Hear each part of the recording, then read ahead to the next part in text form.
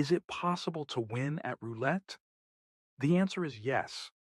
And there is it given by Joseph Geiger, an engineer who lived in 1800 and broke the Monte Carlo casino in 1881. Before delving into the methodology that Geiger has allowed us to know to win at roulette, we need to know what we are talking about. I also ask you to comment on the video to help me rank better on the YouTube platform.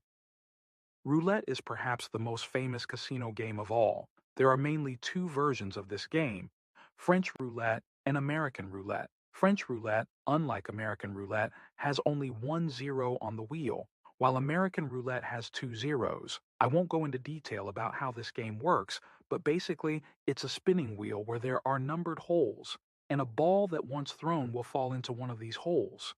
If the player guesses where the ball will land, then they win. The payout is 35 times the bet made plus the bet. So, if you bet £1, you receive £36 if you win. Now, to return to the main topic of whether or not it is possible to win at roulette, we can immediately say that winning at roulette in a long period of play, from a mathematical point of view, is very difficult if not impossible. This condition is given by the advantage that the casino has over the player, which corresponds to 2.7% for French roulette and 5.26% for American roulette.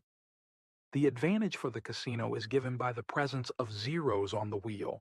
In fact, the total numbers of roulette are 37 for the French one and 38 for the American one.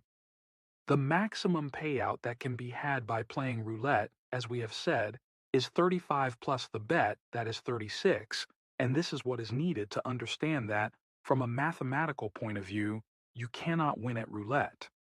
So how did Geiger break the bank in Monte Carlo? Geiger was an English engineer who basically designed and built things as a job, but he was also a great fan of the game of roulette.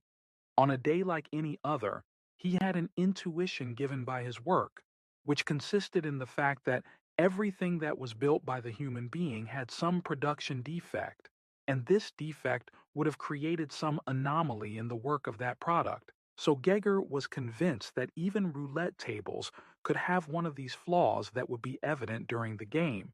His job was to look in the various casinos for a roulette that had some anomaly, and he found it in a roulette in the Casino of Monte Carlo. The anomaly consisted mainly of a repetition of the number 4 with a very high percentage compared to the other numbers. So his game was nothing more than playing on the number 4 continuously until he reached such a win that the casino had to declare the dealer broken.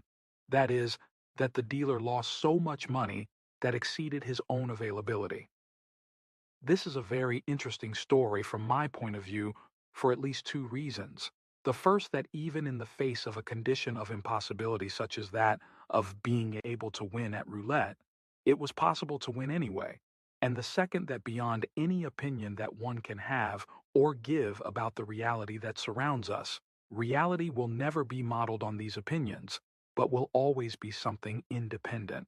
Only by observing reality as it presents itself can we truly understand it. Personal and cultural interpretations simply mean nothing and make no sense except for ourselves. The video ends here. Leave a comment to improve the rank on the YouTube platform of my channel. See you soon. Goodbye.